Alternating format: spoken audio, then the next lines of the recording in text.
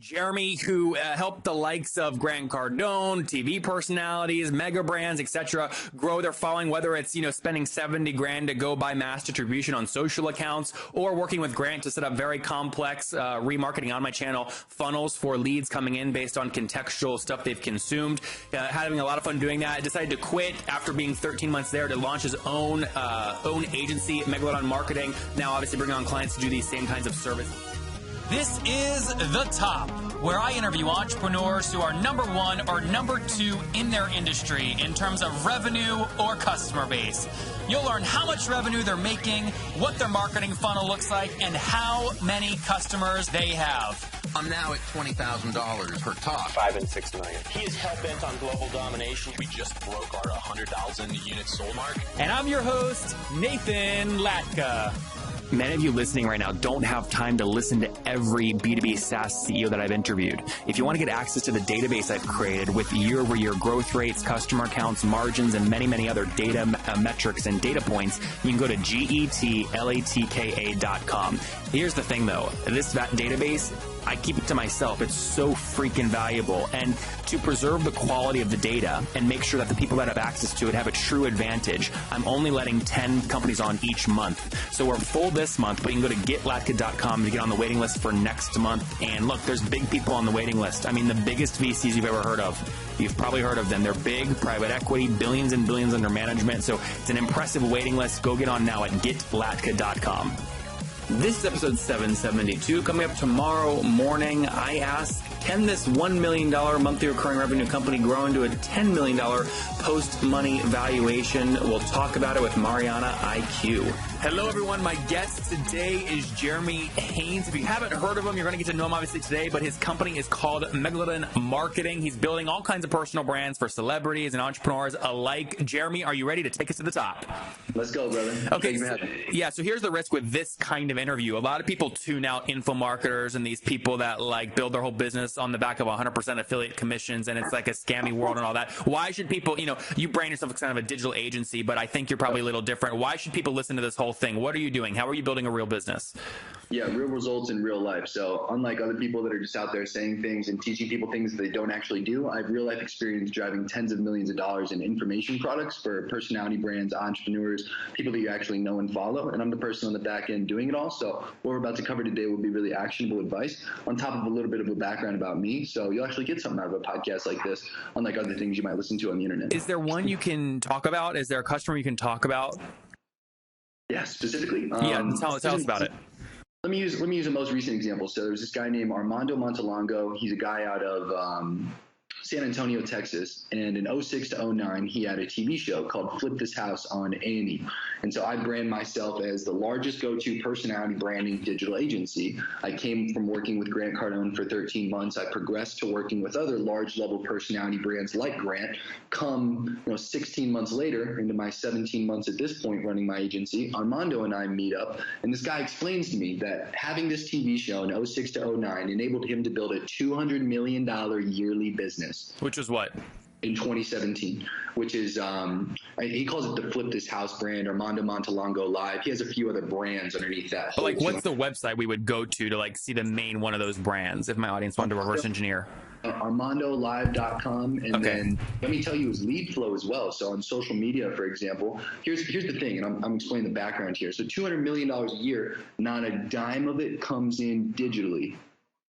Not a dime, not one penny came in from online revenue. All of it came in from them making calls to people, just like at Grant's office before I came in, selling people on the phone on a $1,000 ticket, getting them into an event, upselling them on a $12,000 to $40,000 upsell. They have 22,000 customers between 06 and 09 and 2017 today, and a majority of those customers have an average transaction value, specifically 8,000 of the 22,000 customers, have a transaction value of $20,000 or more. Over what period of time? That's the initial cart checkout, or over the first 12 months?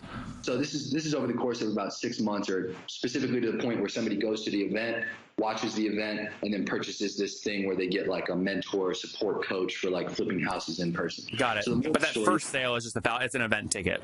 $1,000, get them into an event. And they used to have a freebie model, like some of the traditional people we know in the event space that drive as many people into seats as they possibly can to then upsell while they're there. He was selling $1,000 tickets, still filling a ton of seats because he had the credibility and the foundation to, and then would upsell them a ton inside of the actual event. So how did you help him? So check this out. So this guy's explaining this to me, and in my head, I'm 23 at this point, and I've, once again, built, sold, and helped grow the largest level personality brands in the market. So in my mind, I'm like, you don't have a dime coming in digital revenue? It's just 2017. Like, you're not doing Facebook ads? He's like, no. I'm like, you're not doing boosting posts? He's like, no. I'm like, you're not doing ClickFunnels or lead pages? He's like, no. I'm like, what do you have? He's like, come into my business. He paid me to come into his business. How much did he pay you? He paid me $5,000 per day to come in for 3 days in total in San Antonio. So I come in, I sit down in his business, and the guy goes top to bottom, has 70 people in his business, ends up firing about 30 of them after the point of me coming in and doing my assessment. He had a business built for traditional media buys, TV, billboards, things like that. None of them were equipped for digital. None of them had any idea about marketing automation, ads inside of his marketing team that he had. He had a massive sales team, like I said, making sales calls, big video production crew, all this stuff. So anyway, I came into this guy, I just assess it, and somebody like me who has the experience and actually has real life results, I just immediately see what I can do. I immediately see the simple things that we can implement that he's just not doing that are going to get him massive results. And we started crushing it. In the first month, we did 6 figures in a launch after he spent about 5 figures or so, about mid-range 5 figures to even like commence in a deal with us and pay out partners and all that fun stuff. Anyway, moral of the story is he got a 2-to-1 return in the first month, and then now he's on pace in the second month to do 7 figures in digital revenue, all from just starting it up and doing it. And so what does he pay you past the initial $15,000 for 3 days? Yes, there's 3 different deals that we started up, and when I originally came in and I closed them, and I'm under NDA with them, so I can't disclose this specific deal size, but it was a low range 6-figure number is what we paid monthly, what we get paid monthly. However, I pay out about 75% of the deal, which ends up being about $70K to $85K, if that tells you where the deal might be, in order to pay out partners who are doing social media blasts, PR deals, getting on homepages and things like that. Give me an example of that. Give me someone who is doing a social media blast. Name them. What and how you pay them. Grant Cardone, Ty Lopez, at Big Mike, for example. These 3 people are people who are using Dan Fleyshman, the youngest founder of a publicly traded company in history, and Branden Hampton, the #1 social media influencer on Forbes.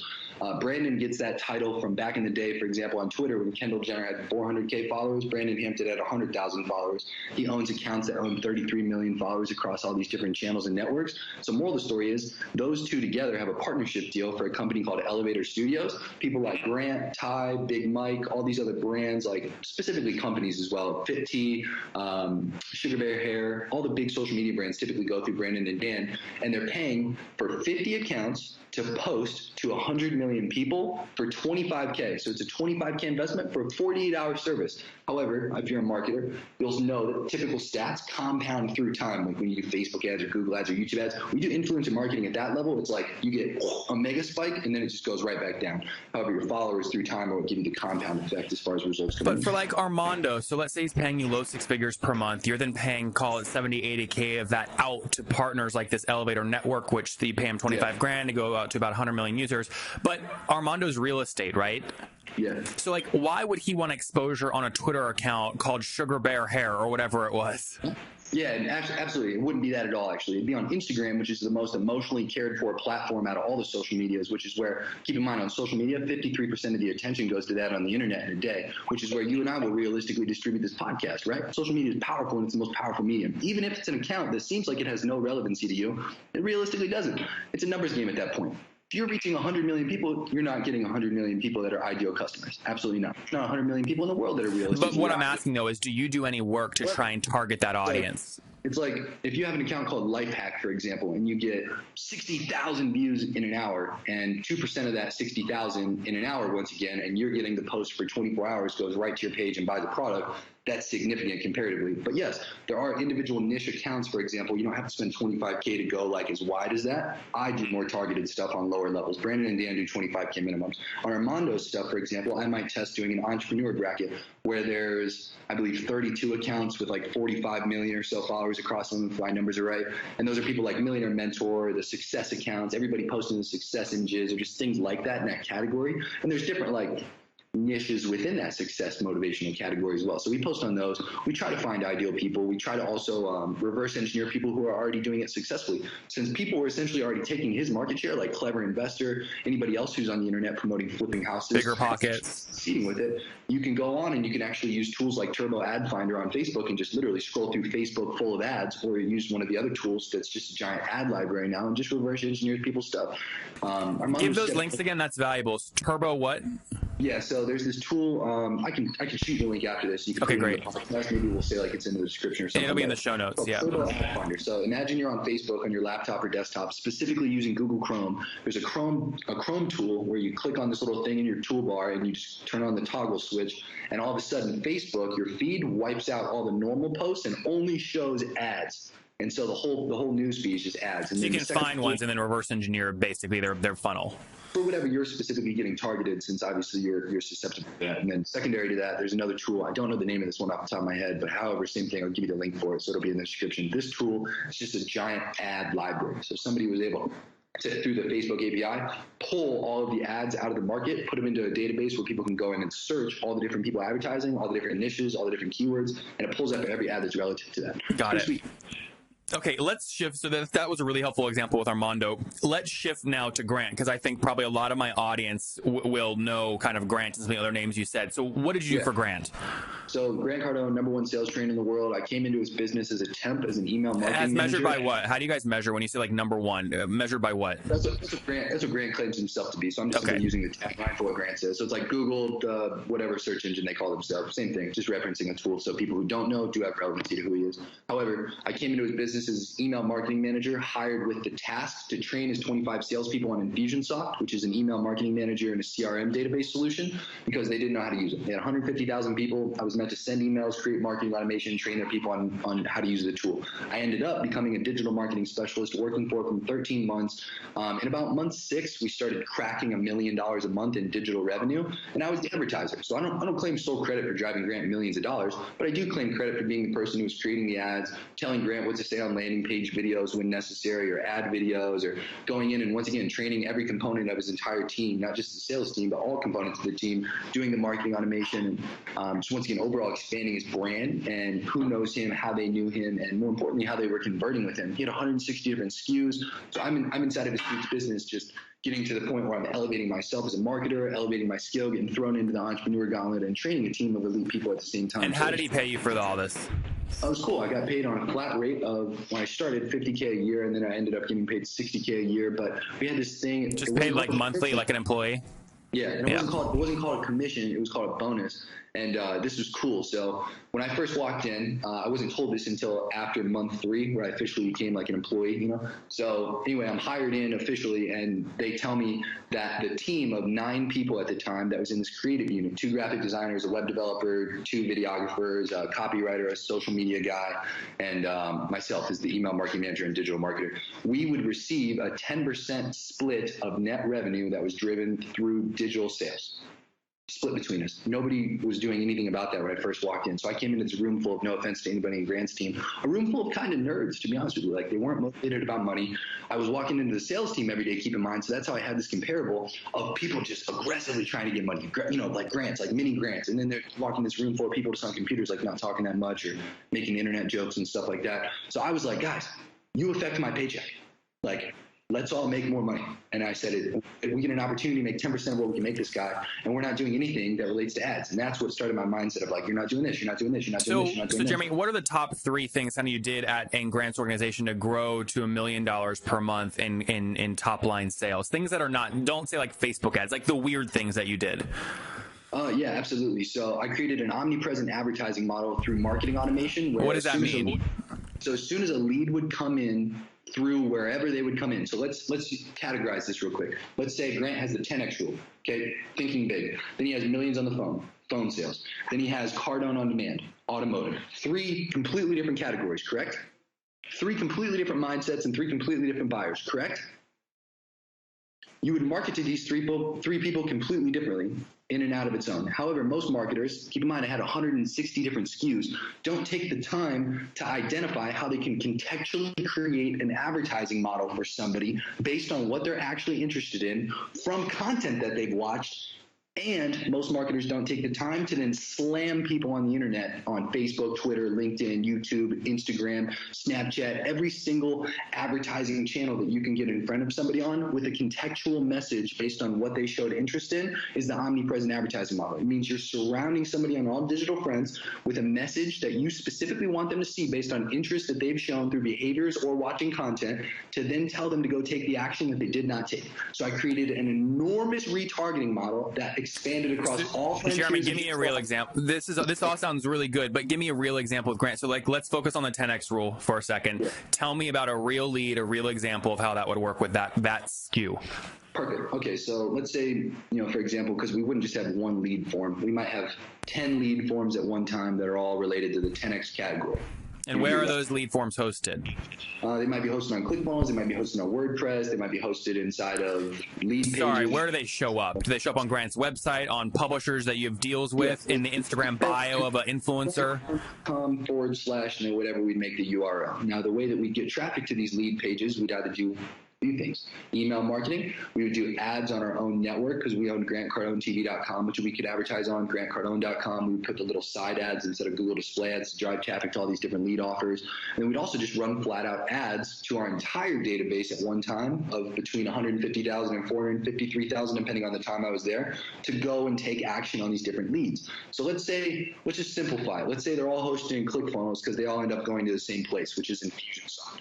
If you're familiar with Infusionsoft, the way that it works is a web form is filled out, at which point you immediately initiate marketing automation and you tell Infusionsoft what you want to have happen. So there's this tool called PlusThis. So PlusThis.com is an Infusionsoft extension created by Infusionsoft developers for everything Infusionsoft doesn't do. So with PlusThis, you can connect Facebook to it and you can connect an Infusionsoft account, and it generates this thing called an HTTP post. So check this out. As soon as a lead would fill out a form inside of wherever the 10 forms are, they would all go to that whatever campaign. The first step in the marketing automation sequence would be an HTTP post pushing the person's data to an audience that I wanted them inside of Facebook. Now, as soon as they're inside of that audience is connected to whatever ads I want them to see via the ad set targeting. Now, at this point in marketing automation, you have to understand that your sequence, whatever happens inside of there happens. So now they might receive emails, a salesperson might receive a notification to call them, whatever I want to have happen happens. However, let's say that I want everybody in those 10 forms. Let's say we're doing a webinar, for example. Like, I'm giving you practical data here that actually happened. We're doing like the 10X, I think it was like the 10X seminar or the 10X live event, or I'm sorry, 10X Your Life is what it's called. So in the 10X Your Life broadcast, we would actually take all of those 10 forms and then we would tell them to go get the 10X live. Now, as soon as they would get it and as soon as they would invest, we would then market to them with something else. How would you do that in real time across all frontiers? You would do that with PlusThis by using marketing automation. So as soon as they take an action, so it's like fill out the form, go through this sequence. As soon as they buy the product, move them out of that sequence, then move them into this sequence. And that sequence there has another HTTP post. This is what PlusThis can do. Pulls them out of one Facebook audience and now puts them into the next one. Once again, that's all relevant to an action that they took in real time. That's the important part about this, because marketing automation is real time. Yeah, so Jeremy, someone listening to this right now, I guarantee what they're going to be thinking is, with 150 SKUs, right, I have one SKU and I can't execute this. So how the hell, Grant has more resources than me. I can't do this. It's too complex, right? Yeah. So is that the answer? Is that really true? Everyone can't do what Grant does because they don't have the resources to build these complex systems. Not necessarily, because I'm asking for a shortcut, which rarely exists. Yeah, I completely agree with what you said. I will fully disclose not to create some kind of shortcut or like lower expectations. Grant had 50 plus employees, 25 people making calls. He had graphic designers, copywriters, web developers, somebody like me who spent hours a day just only freaking out and focusing all my attention on that one thing to figure stuff out like this, right? But that's the cool part about life is after people like me freak out and figure it out, we create things where you can go in and actually do it. I wouldn't tell you, once again, unless you want to spend hours, days just going absolute hammer time on marketing automation. Don't do it, but you can. It's simple stuff. ClickFunnels, for example, you have Actionetics. You can learn from people like Russell Brunson. You can also just go on Upwork.com if you're a real entrepreneur and you want to work on your business and not in your business. Hire somebody else to do it who's like me out there, who will work for you for dirt cheap and will do it at the same quality as what I would, but you can find them through things like Upwork. So Jeremy, we're running out of time here, so I want to get close to wrapping up. Are you still working with Grant? And if not, why? Why'd you stop? No, so after month 13, which is when I quit. I mean, I did actually propose the day I left to the COO. I said, I'm starting up an agency and I'd love to work with you guys for my first client. They actually laughed at me. Grant actually followed that up with going on Cardone's own and then saying that I'd publicly fail in 4 months. However, I just saw Grant for the first time since I quit in person. I talked to him on the phone several times, but I saw him for the first time in person just under a month ago, sometime in June. And, the first thing I did, I just gave him a big hug. I individually hugged each person when I left. I mean, it was okay, hard. So you quit. Why'd you quit? Was it not a healthy ecosystem? You didn't enjoy it? I mean, what was it?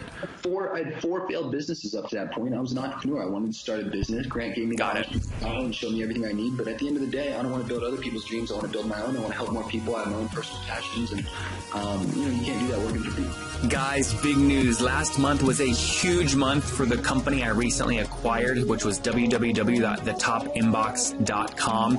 I liked the company so much when I met the person who created it. It lets you send emails later on Gmail, set up reminders like snooze almost to keep your inbox clean, do things like send auto follow-ups, and do open tracking so you know when your emails get opened. It's great if you're in sales or a CEO or trying to be more productive. So listen, I bought the whole company on the spot, and I want to tell you how I did it. I've showed the deal, by the way, to big, smart people, private equity firms, VCs, and they're dumbfounded. They go, Nathan, how did you do this? We've never seen a deal like this. How did you do this? So I did an unbelievable deal, and I want to show you the income report. So for me to send you the income report, go to www.thetopinbox.com, click the red button that says install this on Gmail, and when you do that, my email will appear. It'll appear in a little Gmail pop-up window. Send me an email and I'll reply immediately with the income report, and you can see how I'm buying and growing small B2B SaaS companies. That's www.thetopinbox.com. Totally free to try and use. www.thetopinbox.com. Good stuff, Jeremy. Let's wrap up here with the famous 5. These are one-word answers. Number 1, what's your favorite business book?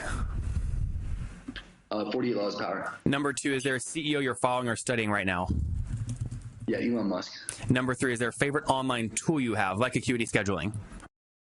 Yeah, I like SpyFu, and then I also like Infusionsoft, ClickFunnels, a bunch of stuff, Stripe. Number 4, how many hours of sleep do you get every night? 5. And what's your situation? Married, single, do you have kids? Girlfriend, not married yet, no kids. Okay, no kids. And how old are you? 23. All right, last question. Take us back 3 years. What do you wish your 20-year-old self knew? Speed is power, but power is nothing without control. There you have it, guys. Speed is power. Power is nothing without control, with Jeremy, who helped the likes of Grant Cardone, TV personalities, mega brands, etc., grow their following, whether it's, spending $70,000 to go buy mass distribution on social accounts, or working with Grant to set up very complex remarketing on my channel funnels for leads coming in based on contextual stuff they've consumed. Having a lot of fun doing that. Decided to quit after being 13 months there to launch his own agency, Megalodon Marketing. Now, obviously, bring on clients to do these same kinds of services. Jeremy, thank you for taking us to the top. Absolutely, brother. Thank you for having me, guys. If you enjoyed today's episode with Jeremy, go back and listen to yesterday's episode where I talked to the $320 million king of mobile app installs.